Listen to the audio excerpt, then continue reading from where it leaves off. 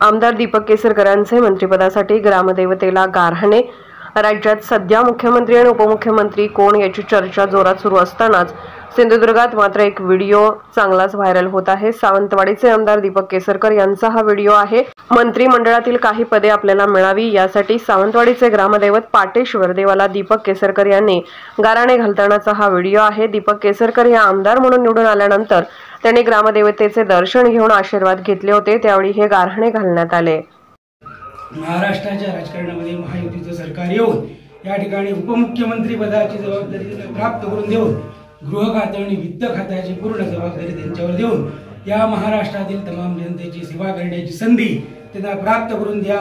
त्याचप्रमाणे या मतदारसंघातील लोकांना जी काय त्यांनी आपली आश्वासनं दिलेली आहेत ही आश्वासने पूर्ण करण्याची शक्ती प्राप्त करून देऊन मंगल असा आशीर्वाद द्या। असं रक्षण करा, कल्याण करा आणि सर्वांचं बरं करा। मंगलमूर्ती आंबेडकर महाराज की जय। सर्वेना सुखिनो भवन्तु। कल्याण विजय शिवचिंतिदार मनोरथाधिपति प्रसादेन सर्वे अर्थावन्तु। आयुष्यवान आरोग्यवान शुभ फलवान भवेत्।